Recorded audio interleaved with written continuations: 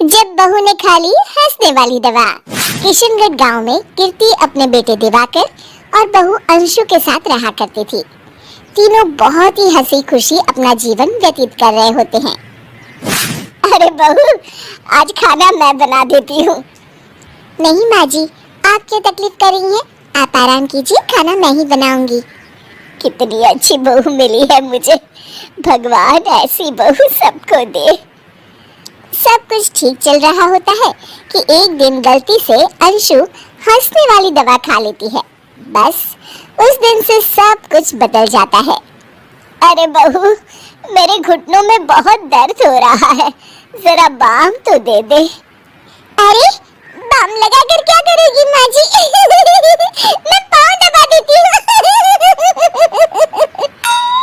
अरे एक तो मुझे पाँव दर्द हो रहा है, ऊपर से तुम हंस रही हो। I'm sorry माँ जी।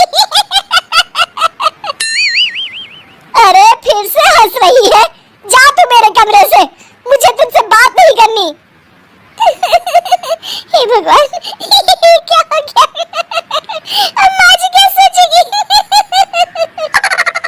2 दिन बाद कीर्ति घर में किटी पार्टी रखती है। उसकी सभी सहेलियां घर आने वाली होती हैं। अरे बहू, मेरी कुछ सहेलियां आज दोपहर को घर आने वाली है। आज कुछ खाने में अच्छा सा बनाना।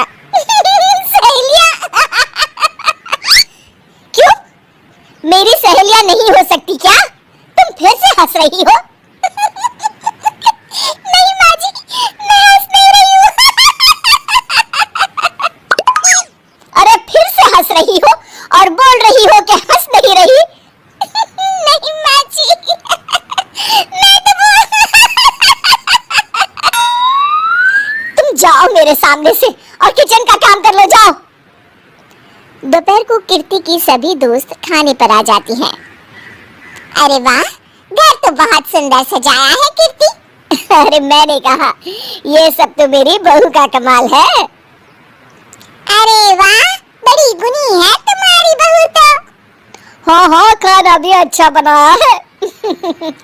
हाँ, बहुत ही गुनी है। तो हमको नहीं मिलवाओगी क्या, या छुपा कर रखोगी अपनी हीरे जैसी बहू को? अरे नहीं नहीं, अभी बुलाती हूँ। अंशु, ओ अंशु, बहू रानी। अंशु बाहर आती है। जी माँ जी। बहू, ये सब मेरी सहेलियां हैं, मिलो सबसे। नमस्ते आंटी। नमस्ते बेटा, बहू तो बहुत अच्छी मिली है तुमको, किस्मत वाली हो तुम। किस्मत वाली? अरे क्या हुआ? हंस क्यों रही हो? नहीं नहीं, मैं हंस नहीं रही हूँ। तभी अचानक सांची के हाथ से चम्मच छूट जाता है और उसका कुर्ता गंदा हो जाता है। अंशु फिर से हंसने लगती है।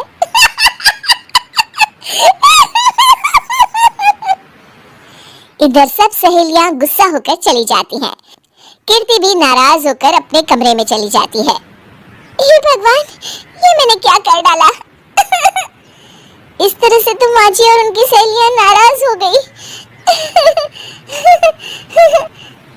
अगले दिन, बहू, ओ बहू, किधर हो? जी माँ जी।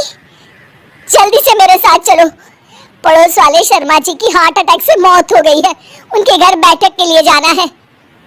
अंशु तैयार होकर आ जाती है। थोड़ी देर में दोनों शर्मा जी के घर पहुंच जाती हैं। वहां पर सब रो रहे होते हैं। कीर्ति शर्मा जी की बीवी के पास बैठकर उन्हें सांत्वना देने लगती है। बड़े अच्छे इंसान थे मेरे पति। अच्छा, तुम हंस क्यों रही हो? वो अच्छे थे। हाँ, बहुत अच्छे थे अंकल। अरे अंशु, हंस मत। माँ जी, मैं हंस नहीं रही। मैं तो आंटी जी को बस दिलासा दे रही थी। सब औरतें अंशु की इस हरकत से हैरान हो जाती हैं। कीर्ति भी बहुत शर्मिंदा होती है और वो अंशु को लेकर फटाफट घर लौट आती है। अंशु, क्या हो गया है तुझे? हंस क्यों रही थी तू वहाँ पर? नहीं बाजी, मैं तो बस अरे तो फिर से हंस दी। जा तो अपने कमरे में, मुझे तो तुझसे बात ही नहीं करनी। मेरा बेटा ही तुझसे बात करेगा अब। रात को जब दिवाकर घर लौट आता है तो कीर्ति दिवाकर को सब कुछ बताती है।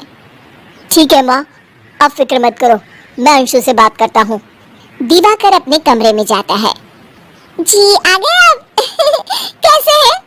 मैं तो ठीक हूँ, बस सर में हल्का दर्द है। सर में दर्द अरे इसमें हंसने की क्या बात है?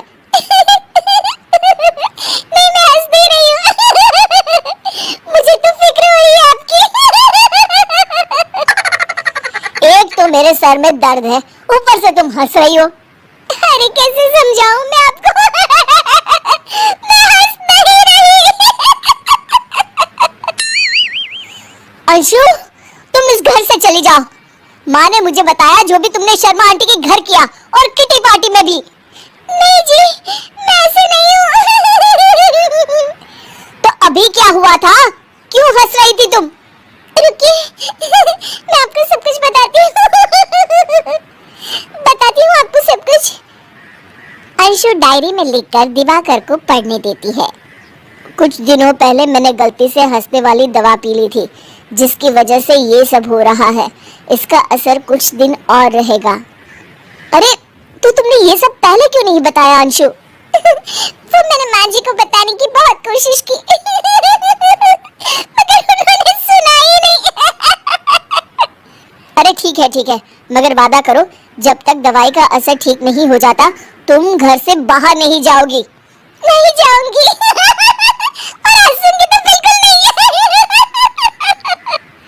लो तुम तो फिर से हंस दी